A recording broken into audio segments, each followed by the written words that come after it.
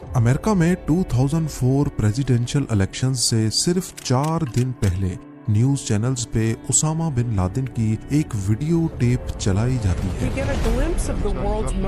$25 million bounty on his head. یہ امریکہ کی history میں بہت امپورٹنٹ الیکشن تھا۔ الیکشن کے امیدوار جارج بش اور جان کیری دونوں ہی یہ وعدے کر کے اپنی الیکشن کیمپین چلا رہے تھے کہ سرکار میں آتے ہی اسامہ بن لادن سے 9/11 اٹیکس کا بدلہ لیں گے۔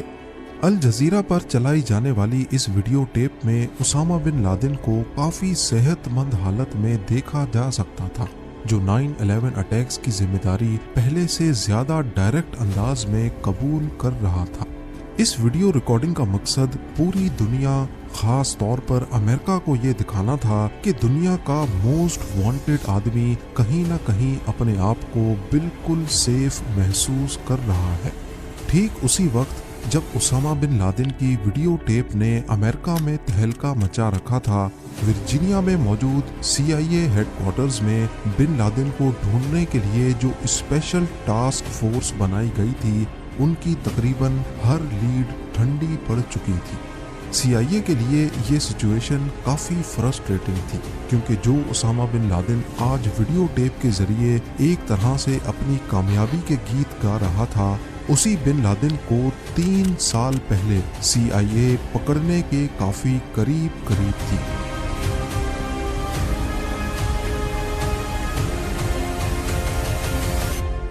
زیم ٹی وی کی ویڈیوز میں ایک بار پھر سے خوش آمدید۔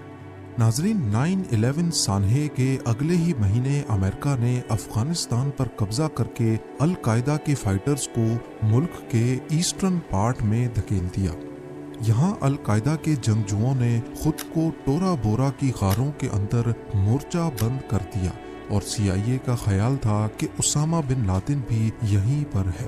لوکل افغانیوں کے ساتھ مل کر امریکن آرمی نے ٹورا بورا میں القاعدہ کے خلاف خوب جنگ لڑی، لیکن جب ان کو کوئی کامیابی نہیں ملی تو ہیوی ایئر اسٹرائکس کا فیصلہ کیا گیا۔ پر جب تک امریکن آرمی یہ جنگ جیتتی، بن لادن یہاں سے بھاگ چکا تھا۔ لڑائی ختم ہونے کے بعد صرف 20 لوگ ہی پکڑے گئے، اور CIA اسامہ بن لادن کو پکڑنے کا پہلا سنہرا موقع گوا بیٹھی۔ پر CIA کو یہ معلوم نہیں تھا کہ یہاں سے پکڑے جانے والے 20 میں سے ایک آدمی ایسا ہے جو بن لادن کو ڈھونڈنے کے لیے ان کا راستہ کھول دے گا۔ یہ محمد القحطانی تھا، جو پکڑے جانے سے پہلے CIA کے لیے بالکل نیا نام تھا۔ اس نے خود ہی القاعدہ سے کنیکشن کی تردید کی اور کہا کہ وہ افغانستان میں فیلکن کے شکار کے لیے آیا ہے، لیکن CIA نے جب اس کی فنگر پرنٹ ریکارڈ کی تو وہ ان کے سسٹم میں میچ کر گئی۔ 9/11 سانحے سے صرف چند ہفتے پہلے ایک شخص نے اورلانڈو انٹرنیشنل ایئرپورٹ پر یونائٹڈ اسٹیٹس میں انٹر ہونے کی کوشش کی تھی۔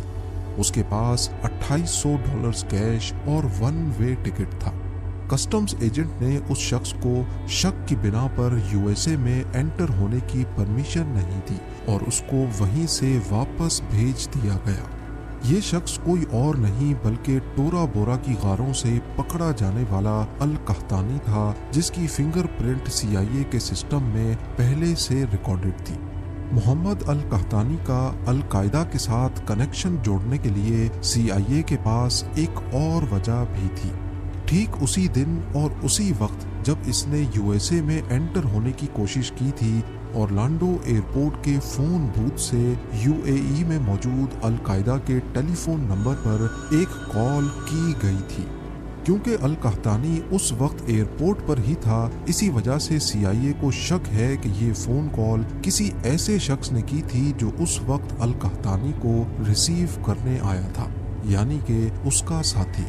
فون کال کے علاوہ FBI کو اسی دن اورلانڈو ایئرپورٹ کی پارکنگ میں ایک لاوارث گاڑی بھی کھڑی ہوئی ملی۔ یہ گاڑی محمد عطا نے رینٹ پہ لی تھی، وہی محمد عطا جس نے 9/11 اٹیک میں امریکن ایئر لائنز فلائٹ 11 کو ورلڈ ٹریڈ سینٹر کے ناردرن ٹاور سے ٹکرایا تھا۔ ان سارے واقعات کا محمد القحطانی کے ساتھ کوئی نہ کوئی کنیکشن تو ضرور تھا۔ انویسٹیگیشن ٹیم نے یہ نتیجہ نکالا کہ القحطانی کو بھی 9/11 اٹیکس میں حصہ لے کر یونائٹڈ ایئر لائنز فلائٹ 93 کو ہائی جیک کرنا تھا۔ وہ فلائٹ جو 9/11 میں اپنا مقصد پورا نہیں کر پائی اور پینسلوینیا میں اس وقت کریش کر گئی جب پیسنجرز جہاز پر دوبارہ کنٹرول پانے کی کوشش کر رہے تھے۔ اس ساری جانچ پڑتال اور کڑیوں سے کڑیاں ملانے کے بعد محمد القحطانی سے ایک بار پھر سے انٹروگیشن کی گئی اور اب کی بار اس نے اپنا القاعدہ کے ساتھ کنیکشن ظاہر کر ہی دیا۔ 3 مہینوں کے بعد مارچ 2002 میں ابو زبیدہ نامی القاعدہ کا ایک اور ممبر پکڑا گیا جو گروپ کو مختلف سامان پہنچانے کا کام کرتا تھا۔ اس نے CIA کو خالد شیخ محمد کو پکڑوانے میں مدد کی اور 1 سال بعد اس کو بھی پکڑ لیا گیا۔ خالد شیخ محمد القاعدہ کا کمانڈر تھا جس نے 9/11 اٹیکس پلان کیے تھے۔ محمد القحطانی نے CIA کو بتایا کہ 9/11 اٹیک سے صرف 2 مہینے پہلے جولائی 2001 میں خالد شیخ محمد نے اس کو ایک ایسے شخص سے انٹروڈیوس کروایا جو اس وقت CIA کے لیے ایک نیا نام تھا، ابو احمد القویتی، جس نے قحطانی کو ٹریننگ دی تھی۔ یہ ساری انفارمیشن CIA کو القاعدہ کا اسٹرکچر سمجھنے میں مدد تو کر رہی تھی، پر اسامہ بن لادن تک پہنچنے کے لیے کافی نہیں تھی۔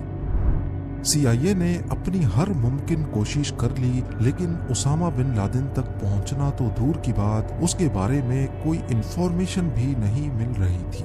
اس کے فیملی ممبرز پر بھی نظر رکھی گئی، لیکن کسی کا بھی بن لادن سے کانٹیکٹ نہیں تھا۔ CIA کو صرف اتنا معلوم تھا کہ بن لادن جہاں کہیں بھی ہے وہاں سے میسیجز بھیج رہا ہے۔ آنے والے سالوں میں اسامہ بن لادن کی آڈیو ٹیپس ریلیز ہوئیں اور یہ سمجھا جانے لگا کہ وہ صرف القاعدہ کی لیڈرشپ سے کانٹیکٹ میں ہے۔ اب CIA کی حکمت عملی، ان کی اسٹریٹجی القاعدہ کے کوریئر نیٹ ورک کو تلاش کرنا تھی، لوگوں کا وہ نیٹ ورک جو اسامہ بن لادن سے پیغامات لے کر اس کو القاعدہ کے دوسرے لیڈرز تک پہنچاتے ہیں۔ جنوری 2004 میں کرد سیکیورٹی فورسز نے حسن گل نامی شخص اریسٹ کیا جس کے پاس سے اسامہ بن لادن کا ایک لیٹر ملا۔ حسن گل کو CIA کے حوالے کر دیا گیا، جہاں اس نے انٹروگیشن کے دوران بہت اہم راز سے پردہ اٹھایا۔ اس نے بتایا کہ ابو احمد القویتی بن لادن کا پرسنل کوریئر ہے۔ جی ہاں، وہی ابو احمد جس نے محمد القحطانی کو بھی ٹریننگ دی تھی۔ اب کیونکہ انویسٹیگیشن کا سارا فوکس ابو احمد کی طرف شفٹ ہو جاتا ہے، انویسٹیگیشن ٹیم کو القاعدہ کے اندر اس کے کردار کے بارے میں الگ الگ انفارمیشن ملنا شروع ہو گئی۔ حسن گل کے مطابق ابو احمد کا کافی بڑا کردار تھا، جبکہ خالد شیخ محمد کا کہنا تھا کہ ابو احمد کا بڑا کردار نہیں ہے بلکہ وہ ایک ریٹائرڈ ممبر ہے۔ اگلے سال مئی 2005 میں ابو فراج اللیبی بھی پکڑا گیا۔ یہ خالد شیخ محمد کے بعد القاعدہ کا کمانڈر تھا۔ اس نے بھی ابو احمد کے بڑے کردار سے انکار کر دیا۔ CIA نے ابھی تک جتنے بھی القاعدہ کے ممبرز کو انٹروگیٹ کیا تھا، ان سب کا ابو احمد کے بارے میں مکسڈ اوپینین تھا۔ CIA کے پاس ابو احمد القویتی کے نام کے علاوہ اور کوئی ٹھوس انفارمیشن نہیں تھی، اور مزے کی بات یہ کہ یہ اس کا اصل نام بھی نہیں تھا۔ اس کے نام کا مطلب تھا احمد کباب کویت سے۔ آپ کو یہاں بتاتے چلیں کہ القاعدہ کے ممبرز نے جتنی بھی انفارمیشن ابھی تک اگلی تھی وہ سمپلی انٹروگیشن سے نہیں بلکہ اس کے لیے خطرناک ٹیکنیکس استعمال کی گئی تھی، جس میں الگ الگ قسم کے ٹارچر بھی شامل ہیں۔ اگلے 2 سالوں تک CIA نے خوب زور لگا کے دیکھ لیا، لیکن نہ ہی ابو احمد القویتی کا پتہ چلا اور نہ ہی اسامہ بن لادن کا، بلکہ اگلی انفارمیشن کسی دوسرے خفیہ ادارے سے ملی۔ 2007 میں CIA کو ابو احمد کی اصل پہچان کے بارے میں ایک انفارمیشن ملی جو کہ CIA کے نیٹ ورک سے نہیں آئی تھی۔ انفارمیشن سے پتا چلا کہ ابو احمد کا اصل نام ابراہیم سعید احمد ہے اور یہ ایک پاکستانی ہے جس کی فیملی کویت شفٹ ہو گئی تھی۔ پچھلے 2 سالوں میں ان کو صرف اس کا اصل نام پتہ چلا تھا، لیکن اس کو پکڑنے میں مزید کچھ سال لگنے والے تھے۔ CIA نے اپنا سارا فوکس ابراہیم سعید عرف ابو احمد الکویتی کو ٹریک کرنے میں لگا دیا۔ کویت سمیت دوسری مڈل ایسٹ کنٹریز سے پاکستان آنے والی تمام کالز کو ٹیپ کیا جانے لگا، اس امید میں کہ شاید کہیں سے ابو احمد کو ٹریس کیا جا سکے۔ لاکھوں فون کالز مانیٹر کرنے اور 3 سال کا انتظار کرنے کے بعد جون 2010 میں ان کو ایک فون کال پر آخر کار شک ہوا۔ وہ آپس میں عربک اور پشتو زبان میں بات کر رہے تھے اور دوران گفتگو پاکستان میں موجود شخص نے ایک سوال کے جواب میں بتایا کہ میں انہی لوگوں کے ساتھ ہوں جن کے ساتھ پہلے ہوتا تھا۔ یہی وہ بات تھی جس کی وجہ سے CIA کو شک ہوا کہ یہی ابو احمد الکویتی ہے۔ اس کے علاوہ یہ پاکستان میں بیٹھا شخص اپنی لوکیشن کو ٹریکنگ سے بچانے کے لیے ہر ممکن کوشش کر رہا تھا۔ اس کا موبائل صرف چند منٹوں کے لیے آن ہوتا اور پھر دوبارہ سے بند ہو جاتا، اور یہ صرف تبھی آن ہوتا جب یہ پشاور جاتا تھا۔ ان ساری حرکتوں سے انویسٹیگیشن ٹیم کو پکا یقین ہو گیا کہ یہی ابو احمد الکویتی ہے، لہٰذا اب گراؤنڈ لیول پہ اس کی جاسوسی شروع کر دی گئی۔ اس کے لیے اگست 2010 میں ایک پاکستانی CIA ایجنٹ کو یہ کام سونپا گیا۔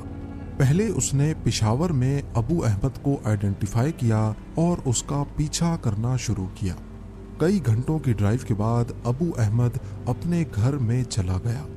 CIA کو ابو احمد کے گھر کا معلوم پڑ چکا تھا، لیکن اس بار وہ کوئی غلطی نہیں کرنا چاہتے تھے۔ وہ چپکے سے اس پر نظر رکھنے لگے، کیونکہ وہ ابو احمد ہی تھا جو CIA کو اسامہ بن لادن کے ٹھکانے تک پہنچا سکتا تھا۔ کئی دن گزر جانے کے بعد بھی ابو احمد کسی ایسی جگہ نہیں گیا جہاں بن لادن ہو سکتا ہے۔ تبھی CIA کو شک ہوا کہ شاید بن لادن کہیں اور نہیں بلکہ اسی کمپاؤنڈ میں ابو احمد کے ساتھ ہی رہتا ہے۔ بے شک ابھی تک امریکہ کو 100% کنفرم نہیں تھا، لیکن جس شخص کو وہ پچھلے 10 سالوں سے ڈھونڈ رہے تھے وہ شاید یہیں پر تھا۔ یہاں پر انٹیلیجنس ایجنسی کا کام ختم ہوا اور ایکشن کے لیے اسپیشل یونٹ کو اس گھر میں ریڈ کرنے کا مشن سونپا گیا۔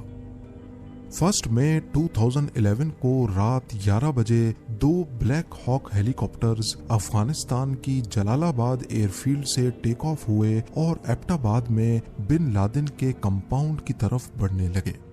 یہ مشن اپنے طور پہ کافی کمپلیکیٹڈ تھا، کیونکہ ایک تو امریکہ نے اس کے بارے میں پاکستان کو بھی نہیں بتایا تھا، اور دوسرا یہ کہ بن لادن کا کمپاؤنڈ پاکستانی ملٹری اکیڈمی سے کافی قریب تھا۔ اسی وجہ سے اس مشن میں جو ہیلی کاپٹرز استعمال کیے گئے ان کے اندر سیکرٹ اسٹیلتھ ٹیکنالوجی لگی تھی، یعنی وہ پاکستانی ریڈارز پر شو نہیں ہوں گے۔ یہ آپریشن 40 منٹوں کے لیے پلان کیا گیا تھا، لیکن نیوی سیلز نے پہلے 15 منٹوں میں ہی اسامہ بن لادن کو بلڈنگ کے 3rd فلور پہ ڈھونڈ کر مار دیا۔ باقی وقت ان کو بن لادن کے گارڈ سے لڑنے میں لگ گئے اور پورے 38 منٹوں کے بعد وہ کمپاؤنڈ سے باہر آ گئے۔ آتے وقت ایک ہیلی کاپٹر کی ایمرجنسی لینڈنگ ہوئی تھی، جس کی وجہ سے وہ ٹیک آف نہیں کر پا رہا تھا۔ اسی وجہ سے پہلے اس ہیلی کو ڈسٹروائے کیا گیا اور اسامہ بن لادن کی باڈی سمیت سب کو ایک ہی ہیلی کاپٹر میں واپس جانا پڑا۔ US آفیشلز کے مطابق اسامہ بن لادن کی باڈی کو اگلے 24 گھنٹوں کے اندر سعودی عرب کی پرمیشن کے ساتھ عربین سی میں بہا